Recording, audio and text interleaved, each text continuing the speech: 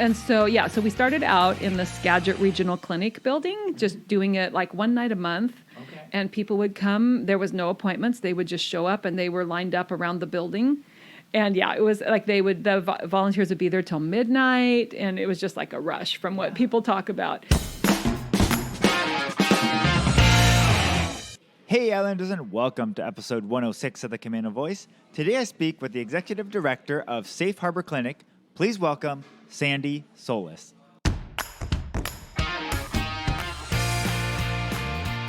Hi, I'm Brandon Erickson, and you're listening to the Camano Voice podcast, where I interview folks around Camano Island and beyond. If you want to stay up to date on events, businesses, and even hear a little history of this area, subscribe to this podcast and share with your friends. Thanks for listening. Hey Islanders, and welcome to episode 106 of the Camano Voice, where we release a new episode every Tuesday. Today I got to speak with Sandy Solis, who is the Executive Director of Safe Harbor Clinic in Stanwood. And before we get into talking about the episode, Safe Harbor was actually nominated by World Magazine, which is a national magazine, for the Hope Award. So if you haven't, check out the show notes of this podcast episode. There's a link in the description to go and vote for them. And after you listen to this podcast, you're going to see why I'm saying to do so right now. But they're in the final four, and the voting ends very soon. I forget the exact date, but it's like less than a week within the release date of this podcast. So be sure to go do that real quick. Now, back to Sandy. So Sandy is, like I said, the Executive Director of Safe Harbor Clinic, and she's been there for a few years now. And she got started with them after being asked to join their team multiple times, 3 times actually. So anyways, and then it finally worked out that it was the right timing and everything, and she jumped on board. And Safe Harbor, for those of you who don't know, they provide free medical for people who are underserved, who are unable to afford the outrageous bills that medical can cost. And they're one of the top ones in the nation. They're really neat. They're completely volunteer run on the people that are part of it. So like the doctors and nurses and stuff. And I just think it's so neat in a world that we live in that medical expenses are the number one reason for bankruptcy. At least I believe that's what it is. But they're either one or two. But like it's so expensive, and some of the most not minor things, but things that aren't like major. They're major enough that you need to get taken care of, but not, major enough to be life-threatening unless left for a long time. Can be so expensive that your average, even well-off person has a hard time affording. I just think it's so cool what they do, the ministry that they have there. The work that they do. So it was great talking with Sandy to learn more about the clinic, more about what they offer, what they do, all the volunteers, and how they've dealt with COVID and how they've continued to push on past that, and just all the doctors. If you guys listen to my podcast with Dr. Jimmy Grierson, he is part of that team there as well as on a volunteer basis. And anyway, so if you haven't, go check that podcast out too. But anyways, I'm going to just stop talking now and just jump into the interview. So without further ado, here's my conversation with Sandy Solis. Hey Islanders, and welcome to another episode of the Camano Voice. Today I'm here with the Executive Director of Safe Harbor Clinic. Welcome to the podcast, Sandy Solis. Thank you. It's a pleasure to be here. Yeah. So before we get started, tell us a little bit about Sandy. Well, I'm a mom of 3 grown sons, Austin, Nathan, and Adam. I've lived on Camano for 30 years, and I am the Executive Director of Safe Harbor Free Clinic in Stanwood. Nice. Very cool. So where did you grow up? Well, I was born in Vancouver, Washington, not Canada. And I moved to Olympia when I was 7 and lived there until I was in junior high, and then moved down to Kelso, Longview area, graduated from high school in Kelso. Fun fact, I went to elementary school. We lived by the Capitol building, and so I went to elementary school with Governor Dan Evans' kids. Okay, nice. Very cool. So you guys moved, you've always been in Washington, then kind of moved around to little areas. What was that like for you, like growing up in the different areas? Was there one of those places that you enjoyed more? That's a really good question. I enjoyed being in Olympia when we lived there. Because we lived near the Capitol building. My friends and I used to ride our bikes around the Capitol, and we'd play on the steps of the Capitol building. Oh, nice. And we became friends with the gardener at the Capitol Gardens, and it was a really idyllic childhood. It was such a different time. You could be out and wandering around like that without really having to worry too much. So yeah, very cool.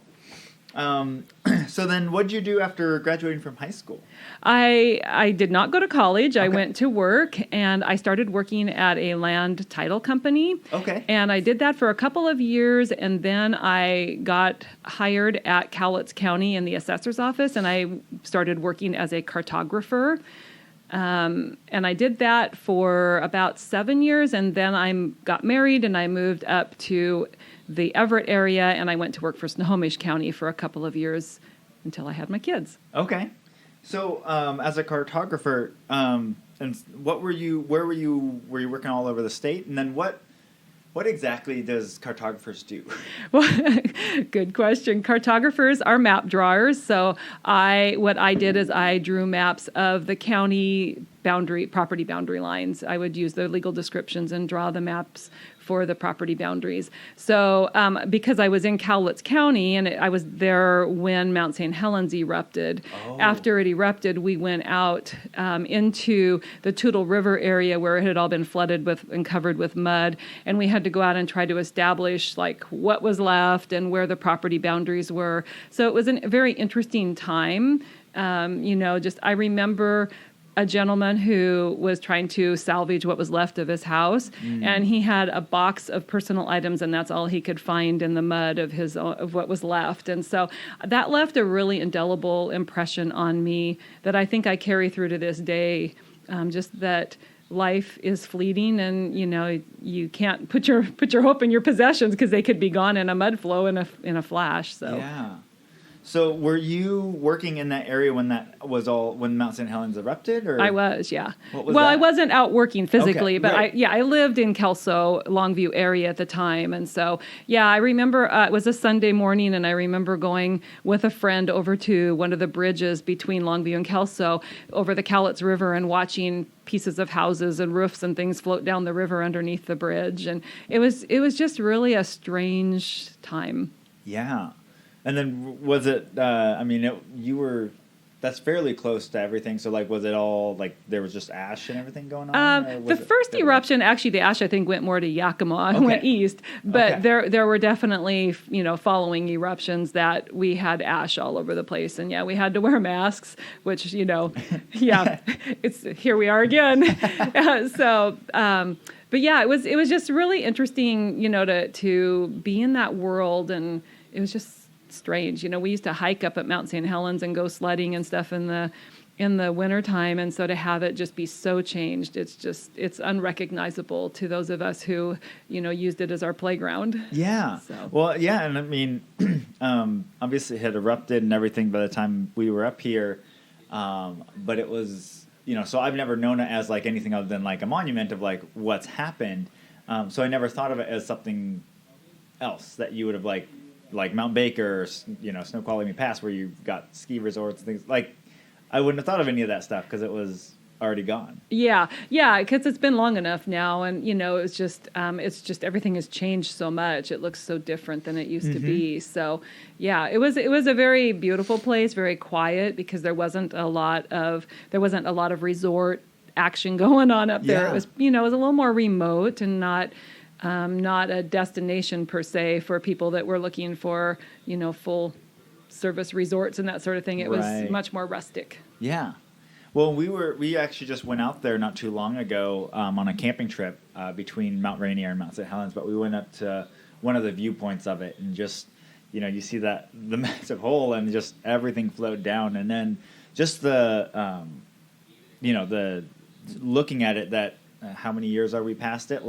Still, it's just there's areas that still haven't come back. There's no growth. There's and I guess my wife was reading that just recently, within the last few years, I guess the bugs have started coming back, which they said that's a good sign because that means the plants follow after bugs start coming.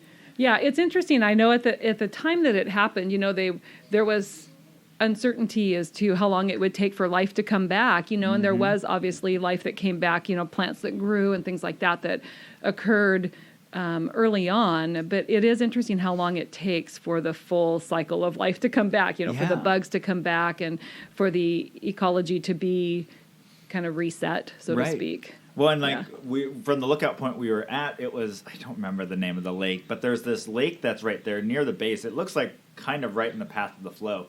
You can see like at the end of that lake, from the probably half of that lake is still just covered with logs, and it's just the logs that were taken out, and like they're still there, and so like certain things it feels like they're frozen in time, and like the destruction and everything that happened is still there. Yeah.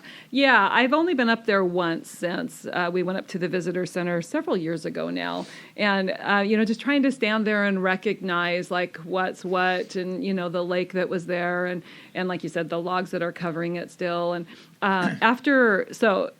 because I worked for the assessor's office and they had to value the property, that's why we were out there with the maps trying to figure out where property lines were and stuff. So at the end of trying to do all of that and kind of, getting a sense of what was left, Weyerhaeuser Company, as a thank you to us, took us up in their helicopter and flew us over the mountain. And it was really fun to do that, but it was just such a shocking sight to see this mountain that we had that was, we knew it as one way and now it just is so different. And it's hard to find the words to describe when something like that happens, how the landscape changes and just the things that you've known it to be are so different. Right.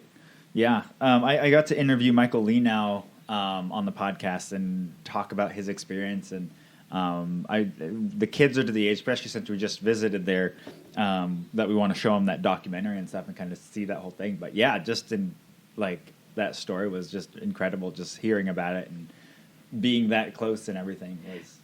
Yeah. His experience was, obviously very vivid and, obviously personal. So I think it's really great that he was able to do a documentary like that. It's very well done. And it's really depictive of the force and the power of the eruption. So, Yeah.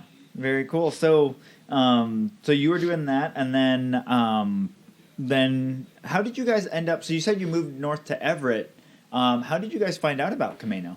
Well, we were looking for a house to buy for our first house, and we had looked around Everett and Mill Creek and Snohomish and Lake Stevens, and we ended up on Camano. I had an aunt and uncle that lived here, and it was pretty much the only place that had affordable housing at the time that we could buy a home, and we knew that we were starting a family, and we wanted to be able to afford to live on one income, so we chose Camano Island because we could afford a house here and do it on one income. So wow, that's crazy. Yeah, especially considering today's real estate market and stuff. That's crazy. I know. I look at my poor kids and I think, I don't know how you guys are going to do this. Yeah. Okay. So then you guys found a house, and when you guys were moving up here, then was it because if you were based out of Everett, was your husband working in Everett or? Yeah, he worked at Boeing. Okay. And I was still working for Snohomish County in their assessor's office. We were expecting our first son when we bought our house. Okay. And so, my husband commuted and, he drove for a while, and then he started riding the transit back and forth to Boeing. Okay. So, yeah, it's a ways out here, but, I always felt like, well, we live where other people come to vacation. So. Yeah, no, for sure. Okay, nice. So then during the time you had your kids at your house, were you done working and just with kiddos? Yep, I was. I was a wife and a mom, and I was involved with MOPS back in the day. Most of my friends pretty much came from the MOPS group that I knew, and like most of my closest friends today, even one of the women who work at Safe Harbor with me, she and I go all the way back to MOPS. Okay. We've known each other since then. We were in leadership at MOPS together. So, very cool. So I did MOPS, and I was on leadership there, and I got a lot of really great training in leadership by doing ministry like that. Yeah. And then after I was just about ready to send my last child to public school, I'd already sent my older two to school, and then I felt called to homeschool. So I pulled my older two out of school. Okay. And we homeschooled then. So I became a homeschool mom, which I never saw myself ever doing. So word of advice, never say never, because as soon as you do, you'll find yourself doing that very thing. How was that then changing? Because one of the things I feel like as I interview and talk with people, I've had moms that have transitioned into that and like have loved it and done just continue with that. And then I've interviewed moms who tried it and it just, I mean, it's a lot of work, and they've decided, you know what, I think I need to go back to work and change it up just because of the different factors and stuff like that. How was that transition from working in a professional world into transitioning into that for you? That's a great question. I found it to be really difficult. I was older when I got married. I was almost 31. And so I had worked for 12, 13 years, and had my own income. And here I found myself, a new mom on one income, relying on my husband for an income. And it was a really difficult transition just to let go of some of my independence. Mm-hmm. And then just the whole mindset of being in the workforce and now being home with little kids and thinking, is this going to be my conversation for the rest of my life, is about what my kids are doing? And it kind of did become that, That's where MOPS was such a great thing for me, because it gave me other women who were in the same situation as I was, and we could talk about our kids, but we could also talk about our struggles and ourselves, not our whole world didn't revolve around our kids. Yeah. So it was a great way to have that camaraderie with other people. But it was a hard transition, and I think going to homeschooling, like I said I would never homeschool, and then here I was homeschooling my kids, and it was a battle, definitely. I always tell young moms that you have to do what you feel like you're called to do. Yeah. I knew that I was called to homeschool, so I kept my focus on that I, when the days were hard and my kids weren't cooperating, which was honestly most days. At least I had 3 of them, so one of them usually wasn't cooperating. Yeah, exactly. And so I had to stay focused on the fact that I was called. And I don't think that, I look back and I don't know that I gave my kids the best education out there, but at the same time, I gave them the education that I was called to give them. And I think that they learned how to learn. Yeah. And they learned to be curious and to be self-starters. And so I think that will carry them through life. Yeah. So. Yeah, for sure. I was homeschooled as well. And my mom just did, homeschooled me and my sister, and it, like, now being a parent and stuff like that and seeing what my wife has to do, it is so much work. And I think, some homeschool, whether it's homeschool groups or parents or whatever, like, you can get in this kind of, like, well, you have to do homeschool because, you can't trust the public school system, or like whatever the reasoning is on, or like private schools are too expensive. And, I do kind of feel like it needs to really be that choice of each couple. Like, there's not a right reason for, even within my kids, it's like one of our kids is going to be going to public school next year. Some are going to be homeschooled because there are certain areas they need to work on more that a public school is not going to fit well for them. But one of our kids is like, he'll do great in public school. And then our youngest, it's going to be like getting him, started in reading and stuff like that. And so, it really is just, it depends on the kids, and like parents are going to know their kids better than anyone else. So like, I think it's important for parents to know they have that freedom. Like, if you don't feel like you can do either what you need to do, or if you feel like it's above you or whatever, like, you have that freedom to make that choice. There's not a wrong choice. It's based on your kids and what you feel is right. I would totally agree. And I usually tell the young moms that, when I have conversations about it, that if you feel called to homeschool, then homeschool your kids, because they're not going to suffer that much unless you don't do any school with them. Okay, that could cause a bit of a problem. But, in general, your kids will be fine. Yeah. You're going to struggle. You're going to have battles. They're going to have battles in public school. The teachers, they're trained to teach, but not every child learns the same way. So your child could struggle equally in public school as they would in homeschool. Yep. So you just have to do whatever you think is best for your child, like you said. and then be engaged with your kids. That's what I always tell people is I don't care where you send them to school, whether it's home or public school or private school, you need to be engaged with your kids and be aware of what they're doing and what they're learning, because if you let it go to somebody else, then now you've lost that ability as their parent to be able to speak into their life. You're letting other people have control of that. And I try to warn younger families against that, because they're your children given to you to raise, and you need to be the one to make those important decisions for them. So. Right. Yeah, and it is, it's your time with kids. I mean, granted, none of our kids are out of the house or anything. Our oldest are 10.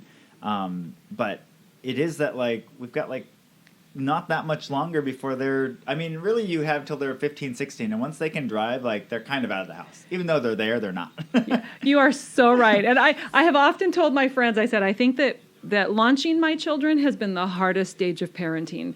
When they were little, it felt hard. Okay, but I could tell them what to do and they would do it because I could make them do it. My oldest son said, well, you might have been able to make me do it, but I was rebelling inside. I said, well, that's your problem if you're rebelling on the inside because you still obeyed, So, but as they get older, you're absolutely right, is that once they're 16 and they start to drive, they're pretty much out there doing whatever that they want to do, know, and you can't police them. You cannot make them do something that's not already built into them. Right. And you still can't, but you can build in values and things that you think are important for them, so that when they're out there making decisions, they have something to draw from to make wise choices. Right. Yeah. No, it's one of the we followed a lot of Dave Ramsey's stuff when it came to financial stuff, but we read a lot of his books, and one of the books said remember, you're trying to raise good adults, not good children, and so that's your goal. Yeah, and that is so true. And I think, one of the things that I think I've learned is that I can't make my kids do anything. I can't dictate the choices they're going to make. As much as I want to think that I can't. That's a heart issue that they have to decide. And it's between them and God, what they're going to do in their life. But I would like to think that I could influence it and have control over it. And I can only influence it as much as they'll allow me to. Yeah. But you have no control over your kids, really, at the end of the day. Yeah. You just guide them and try to correct them when you can, and just pray for them that they'll make wise choices. But yeah. Well, it's interesting that, we've been, there's been parents and kids since the beginning of time, but every new parent that has kids, despite thousands of years of knowledge of being passed down generationally, there is still, when you have your own kids, you're starting fresh. You've read every parenting book, you think you're ready, and you're not. And then, I feel like you have to learn all these new things, and it's not until you're done that you realize, oh, what my parents were saying was good advice. I should have listened to them, but I probably didn't enough times throughout. Oh, I think, you're absolutely right. I think from the beginning of time, it's just, I think that I was because I was older when I got married, I had a lot of time to observe my friends with their kids, and I thought I had all the answers until I had my own. And then I'm like, I don't know anything. I learned squat from everybody else. I thought I had it correctly all laid out. And then my first son came along, and he was just like, wait, I didn't see that with their kids. How come he's doing this? I think it's just, you have to,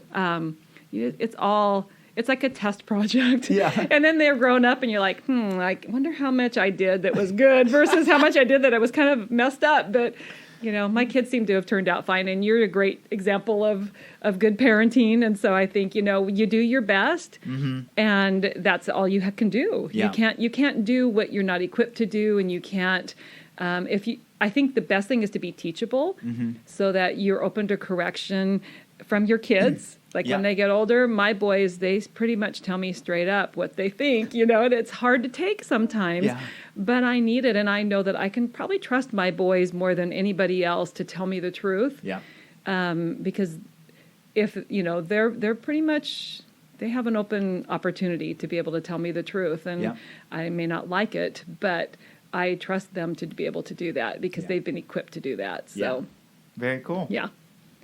So, after you've sent off your, I guess that's the question. So, Safe Harbor, was that something that came around before the kids were out of the house, or was that afterwards?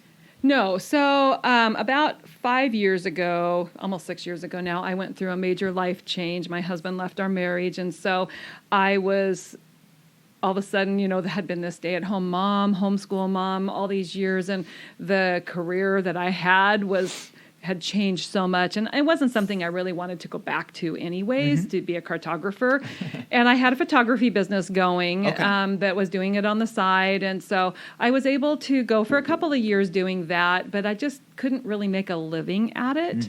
And so I just wasn't sure what I was going to do next. Well, about a year after my husband left, it wasn't even that long actually, I had a friend who called and said, hey, there's this job opening at Safe Harbor for a director, and I think it'd be perfect for you. I think you should apply for it. So I looked at the job description and I'm like, yeah, not a chance, because there's like nothing on here that I am even qualified for. And I just wasn't at a place where I could handle doing that, just emotionally. So the next year, another friend called and said, hey, there's this job opening at Safe Harbor. I think you should apply for it. And I'm like, I'm still not qualified for it. And I still wasn't in a place where I just felt like I could try to even think about doing something like that.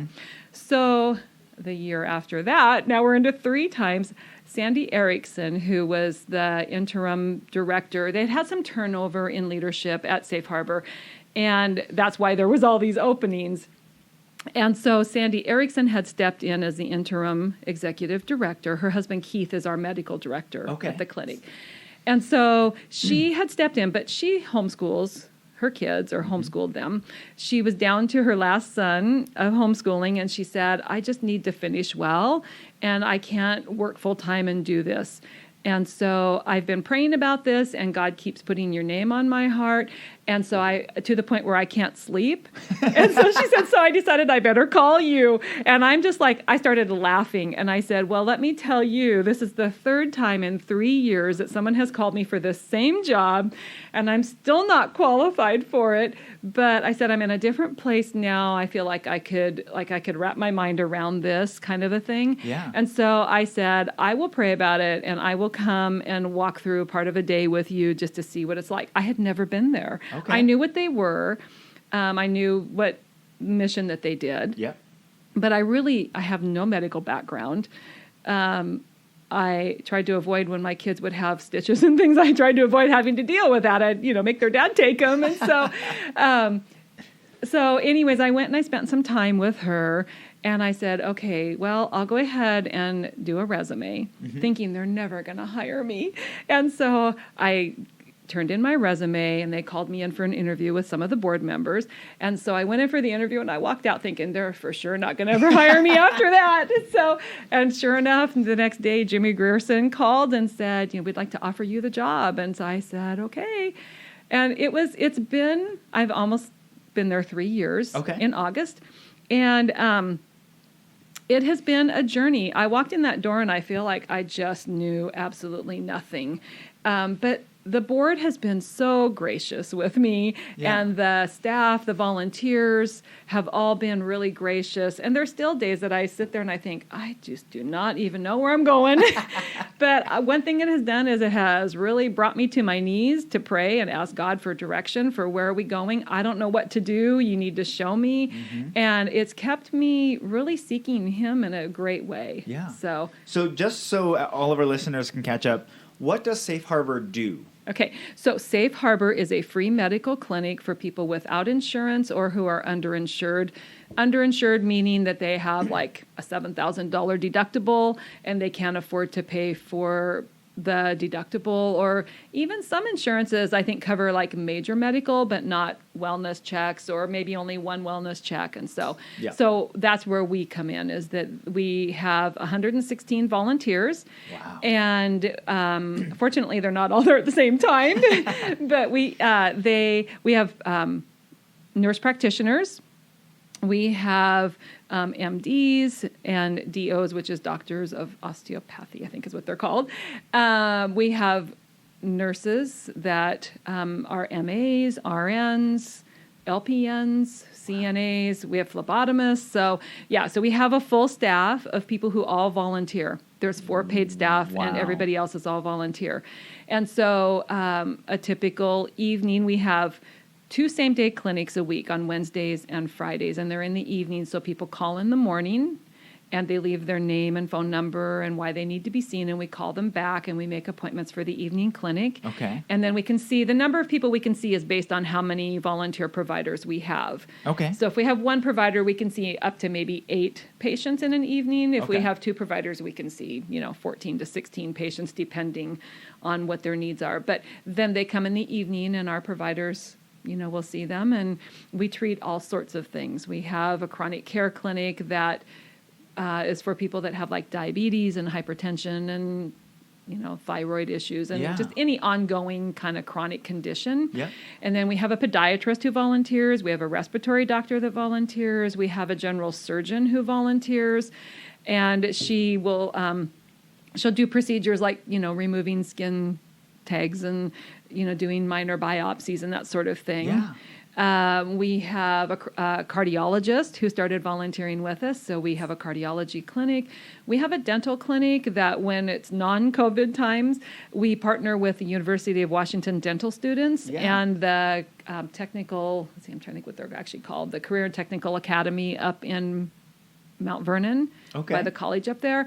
They have a dental assisting program, and so we'll collaborate with both of those groups, and we'll do a dental clinic for people who don't have access to dental care. Yeah. So, Wow. we have an ultrasound clinic, and we also have a women's clinic, and we have lab services that we can do that are supplied by LabCorp. So Okay.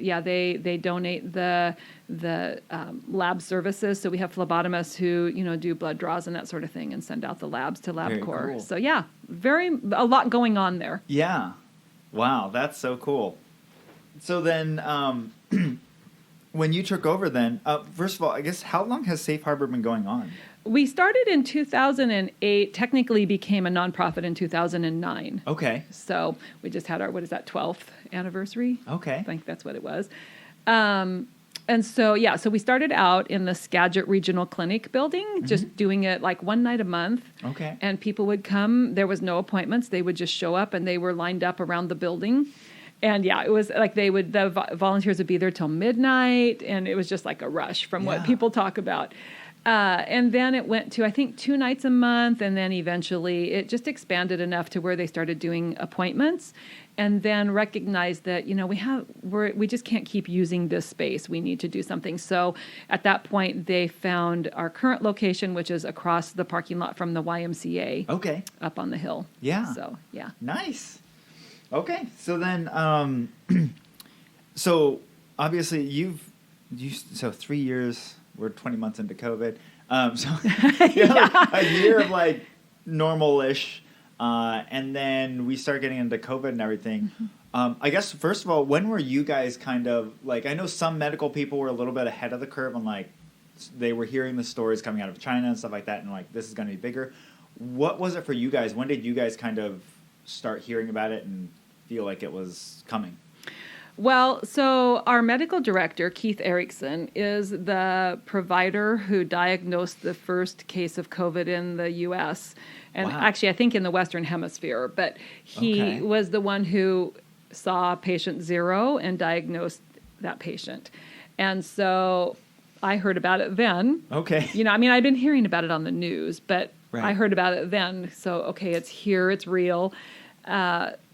It took it took a little while for everybody to kind of lock in that, this is in our country and we need to take care, we need to start dealing with this. Right. So when things shut down, Safe Harbor shut down as well for 3 weeks. And then in that 3 weeks, we started looking at what do we need to do to open up. So we signed up for a telehealth program, and we started offering telehealth to our patients. Okay.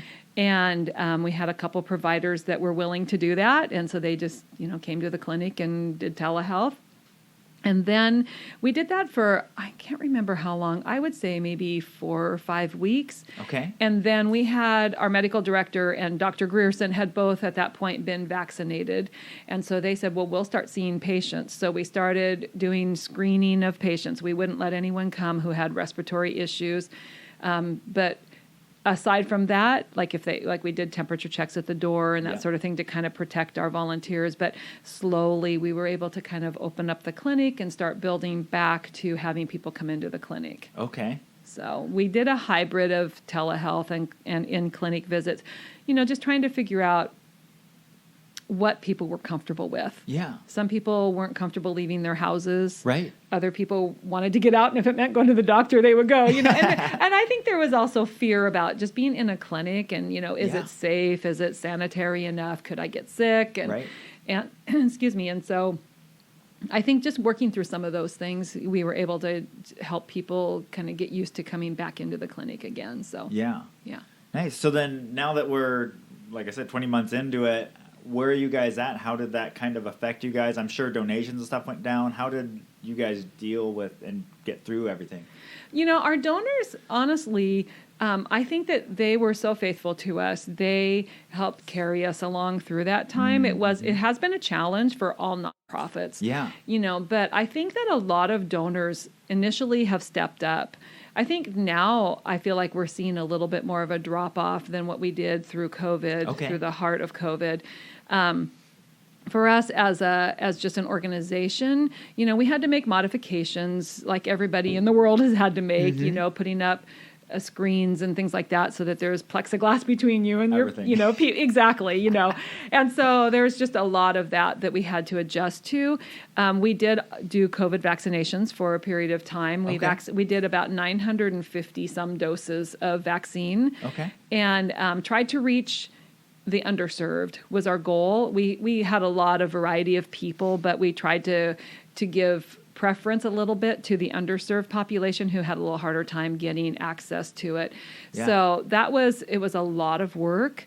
It was a very, very busy time. I think my staff and we were at the clinic like nonstop, But at the same time, it was, looking back at it, I'm so glad that we did it. It was a great opportunity, not only to vaccinate people, but also to give exposure to Safe Harbor for those who needed to know about it. And for people who maybe have insurance but knew people who didn't. Yeah. And they could take our information and spread the word to people that, hey, here's this free clinic and they're in Stanwood and you can go get free medical care there when you need it. So that was great. Yeah, that's great. I think that is something, just we see that within, one of the number one causes of bankruptcy in America is medical debt. And, there's emergencies that happen. And if you don't fall into this group that happens to have the right medical thing that covers whatever the thing, you can't get help. And, there's lower levels. And the fact that you guys are able to do this from volunteers and donations is just incredible to me that there is a group that is out there helping these people that in any other place would not be able to get this type of care. Yeah, it is. It's a very exceptional thing. There is a network of free clinics across the nation, but even with Obamacare, there are still people who do not, they make $50 more than what what qualifies them to get free Obamacare. Right. And as a person who I've had medical insurance my whole life until I suddenly didn't have it, when the breadwinner left and took his insurance with him, it was scary at the time. And I looked at the plans that were out there, and it was like $570 a month at that time for a $7,000 deductible plan. Yeah. I didn't even know what my income was going to be, let alone to be able to pay that. Yeah. And so I ended up going with a healthcare cooperative, which has so far worked out well. But I look at these people who find themselves in this situation, and what do they do? There's like this gap in ability to pay and the government stepping in and helping. And it's just, what do you do when you're in that gap? You have no alternative. Yeah. So it's just been a great thing. Yeah. No, we definitely have known and know people that because a lot of these programs that are supposed to help people that are underserved or in need aren't scaling. They're drop-offs. And if you do too many things, you're trying to work hard so you can get out of that space, they just cut you off at the knees once you hit that threshold. And instead of it being a scaling like, well, we don't cover 100%, we cover 90 now. Like, I don't know. It just seems like that would make more sense. Well, you're right, it would. And so here's a classic example. So we have a patient who ended up in the hospital a while back, and he was 3 days away from getting insurance coverage. I think he had gotten a job that was going to provide insurance coverage, and he didn't have it yet. So they got a bill for it was $150,000, I think it was, from the hospital. Okay, these are people who, they can't afford that. I mean, who can really? Right. Maybe a few people, but most of us can't. And they were just, what are we going to do? They were just shocked. And, if you hit enough barriers in life, you just can't even understand how to get around those barriers. Right. So when we found out about it, some of our staff stepped in and they started advocating for them, and they got the hospital to reduce the cost of it, and then they also, I think his insurance then picked up the balance of it, so that he was able, so the family basically walked away not having to pay $150,000, Wow, between the hospital reducing it and then his insurance kicking in a little bit early. Yeah. So, but if he hadn't had that insurance, what would he have done? Right. Then you're relying on charity care through the hospitals, and some hospitals have more of that than others. Right. Yeah. So. Wow. So before we started the podcast, you were talking about some, you guys have been recognized within an organization. Talk about that a little bit. Well, so there's a news magazine called World Magazine, and they're a Christian news magazine, so that's their worldview perspective. They have what they call the Hope Award, and the Hope Award is an annual award that they give to an organization or ministry that they believe is showing effective compassion to their community. So the way it works is you're nominated for this award, and they go through the nominations. They narrow it down to 8. They sent a reporter, and they have a podcast also called The World and Everything in It, and they sent a reporter out from the podcast and one from the magazine to those 8 organizations. We had been nominated, and we made the cut for the 8 organizations. So we had a reporter and a podcast reporter come out and spend a day at Safe Harbor interviewing our volunteers and staff, and they spent an evening at a clinic. So we were like, oh, that was really cool. Well, then we found out that we were in the final 4 that they narrowed it down to. And those final 4 are all featured in their magazine. And then the subscribers vote on which one that they think is the most, showing the best job of doing effective compassion. So we are in the final 4. There's voting going on right now. Okay. You can go to, I think it's worldmag.com, I think it is their website. I should probably look that up. I'll get you it can in the show post notes. it. Yeah. So you can go on there. You can read about the 4 different nonprofits. 3 of them are in California, and then we are the 4th. You can read about them, and then you can vote for the one that you think is showing the most effective compassion to their community. So it's a huge honor. Yeah. We were just surprised, and I'm looking at the other 3, and I'm thinking, wow, everybody's doing such great work. So how do you ever decide? So that's where the readers come in. They get to decide. Yeah, very cool. Do you know when the voting is through? It's through. I think it's through the 13th of August. I think it is. Okay. All right. I'm just trying to map this out in my head of when this podcast will go live. Oh, okay. Yeah. So, but yeah, that's very cool.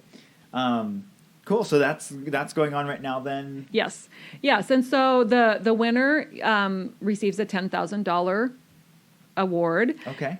Each of they just called me the other day and said, I don't know if you're aware of this or not, but each of the 4 finalists are assured of a $2,000 award as of just making the finalists. So it's very overwhelming, you know, to be recognized. Little Safe Harbor in Stanwood, but it's just such an honor, and I think that we're all very humbled by it that we would be recognized for something like this. I think we all look at what we're doing as not in the big picture of the world, but as in the little picture of we have people around us that are suffering and that are in need, and what can we do to reach out and to touch their lives and to give them hope. Yeah, that's very cool.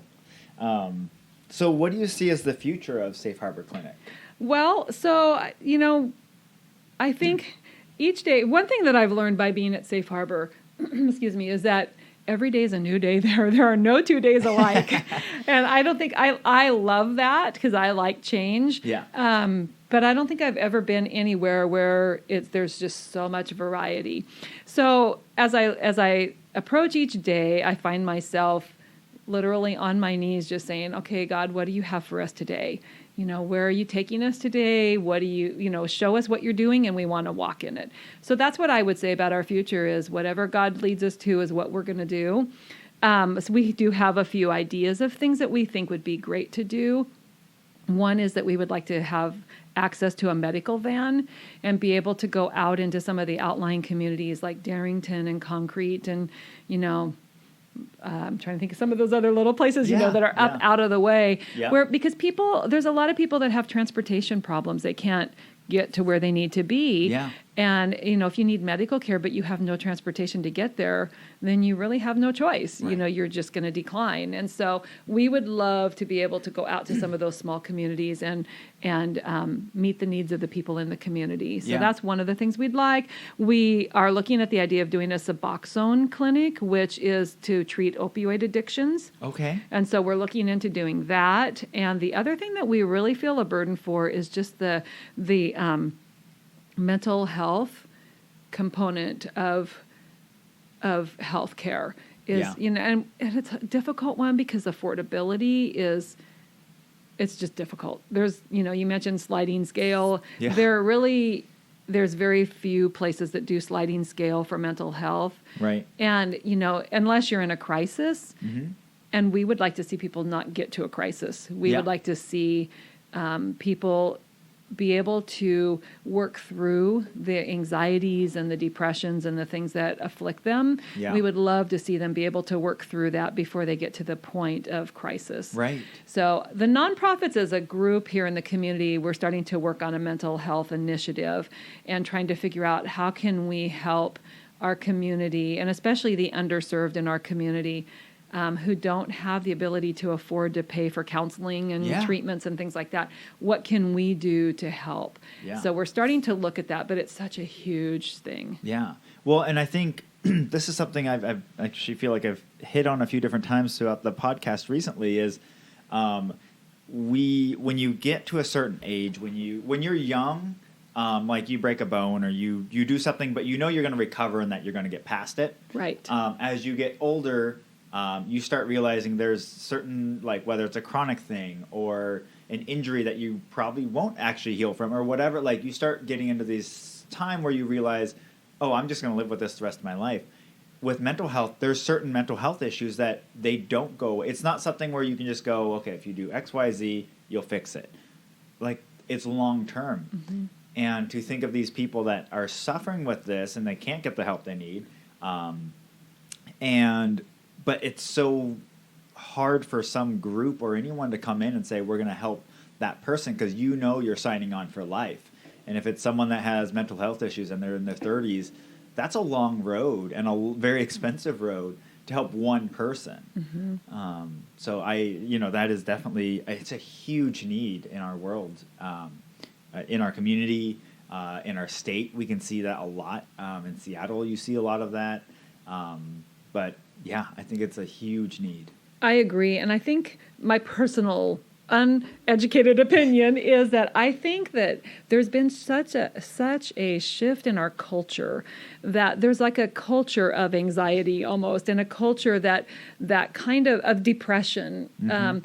It's because when I was young, like I knew people who struggled, and I'm sure that there were one of my best friends, her sister, sadly committed suicide, and so obviously it happened, but it didn't seem to be as prevalent as it is today. And I just feel like there's maybe this culture of I don't know how to say it, like a culture of suicide almost, which sounds terrible to say, but I just think like, what is it that's causing this, and what can we do to change this culture in our community and hopefully in the world? Yeah. But there is something that is just making people struggle more. They feel more hopeless. I think some of it's just our culture is so polarized anymore, not to get into political stuff, but just in general, in everything, it's like polarized, and you can't even have a conversation about anything with people. Right. It's like, no matter what, you're either wrong, or unless you agree with them, then you're right. Like, you can't just have an opinion that's different. You're either right or wrong. And it's like, whatever happened to disagreeing and still being friends, you know? Right. So yeah, and I do think the other thing is there's massive benefits to what the internet has brought. And even like social media in connecting people. But I think what we've seen is that we now hear about the suicides that happen across the country. We hear about suicides that happen in other countries. We are bombarded with negative news because that's what sells. That's what makes people come back to the news is, well, what happened to that one situation that was going on? It's that shock factor. So we are bombarded with negative news now to a scale that we never were in the past because you wouldn't have heard about it. And I'm not trying to say like it's not important of what's going on around the world, but if something terrible happens in a country on the other side of the world that is an incident that is a singular, like it was just some person that did something, like a shooting or something, and it was a one-off thing, it doesn't benefit us to hear about that here. Right. It just it brings your day down, and it also makes it so you're now going into the world thinking it's a worse place. And like instead of having this positive, like we're moving in a good direction, this is where we want to go, we're hearing these negative things over and over and over. And I think I don't know that it's that whole thing like we've the way we operate as a group, as a, survived thousands of years, like some of those things, I don't know that our brains are necessarily meant to handle that much stress and that much negative things. Right. I think so. I totally agree with you. I think that social media, the 24-hour news, all of that stuff, like people just need to learn to turn it off because it just, I believe that it's reprogrammed our thinking into that it's becoming normal. That, that depression is normal. Okay, it is normal if you struggle with it, but having, I think it induces anxiety, and it just has created this culture of inability to deal with life, for one thing. And I think it's because there's no hope to it. It's all depressing. And that's why I literally start my day listening to the podcast of the world and everything in it, because they give the top news headlines, but it's from a more positive perspective, and they'll have commentary and stuff on there. But for me, that's been my answer, to get the world news, but to do it in a positive way, because I had to stop watching the news. It was just too depressing. Yeah. So, and I don't struggle with mental health problems. So, I feel like, my mental health needs aren't what some other people's are. So if they're watching this stuff and taking it in as a steady diet, like it's just feeding into what they're already struggling with. Right. So, yeah. No, totally agree. So that's really neat. That's neat that you guys are looking at that. I hope that somehow you can find a way to financially make that work. Yeah. We've looked at the idea of doing like lay counseling, but anymore, like I've been told by a couple of pastors from the churches locally, like you have to be careful calling it counseling, because people, if they call it counseling, then you could open yourself up to lawsuits and things like that if you give counsel that someone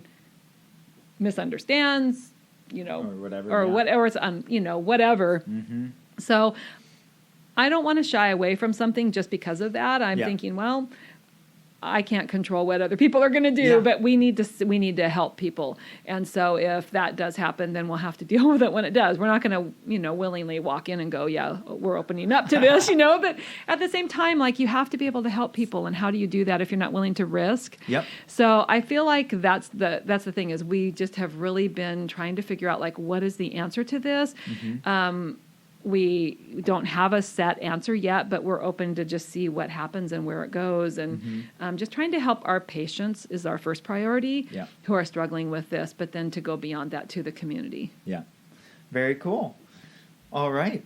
Well, I like to end every podcast with some rapid fire questions. Okay. So the first one is, what purchase of $100 or less have you enjoyed the most over the last 3 months? Well, I would say it's not really a purchase. I went to Yakima and I spent a night there, and I took my bike and I rode bike for the, off and on for the 24 hours I was over there. And I sat in the warm weather, and I thought it was like the best $100 I've spent in a long time. It was a little bit of an R&R, and, it was exactly what I needed. Perfect. That's great.